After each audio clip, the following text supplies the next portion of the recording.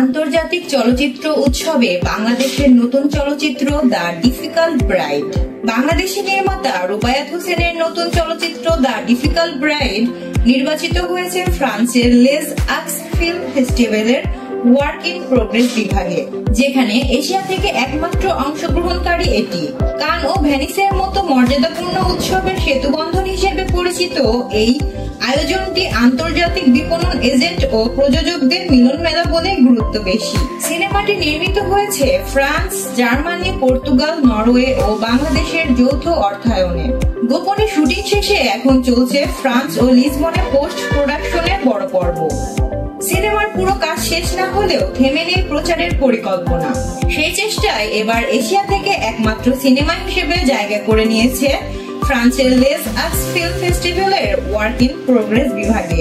13 December শুরু হবে উৎসব। এতে বাংলাদেশ থেকে অংশ নেবে রুবাইয়াত হোসেনের নতুন সিনেমা দ্য ডিফিকাল্ট ব্রাইড।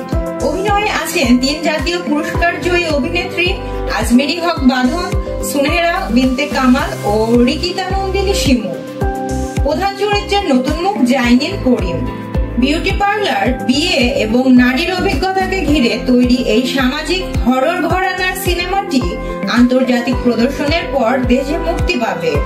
এই উৎসবে সিনেমা নিয়ে অংশ নেওয়া প্রসঙ্গে রুবাইয়াত হোসেন বলেন, এখানে আন্তর্জাতিক সিনেমার বড় বড় বিপণন এজেন্টরা অংশ নেয়।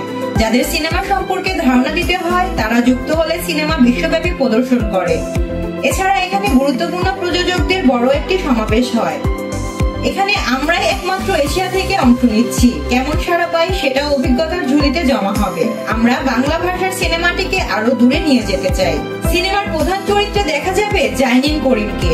আগে সহকারী পরিচালক হিসেবে কাজ করা জাইনিনের এবারই সিনেমায় অভিষেক হচ্ছে। জাইনিনকে নিয়ে রুবাইয়াত বলেন, তাকে প্রধান চরিত্রে নেওয়া আমার জন্য বড় এক সাহসের কাজ ছিল। অভিনয়ের কোনো অভিজ্ঞতা না থাকা সত্ত্বেও তিনি পুরোপুরি সেই চরিত্রে জীবন্ত হয়ে উঠেছেন। সিনেমার একটি সূত্র জানায়, আন্তর্জাতিক এই সিনেমার বাজেট অনেক বেশি। বাজেট নিয়ে অবশ্য রুবাইয়াত কথা বলতে চান না। সিনেমাটি দেখতে দেশের দর্শকদের দীর্ঘ সময় অপেক্ষা করতে হবে। সিনেমার সব কাজ শেষ হতে এখনো বেশ সময় লাগবে। এরপর সিনেমাটি যাবে আন্তর্জাতিক চলচ্চিত্র উৎসবে।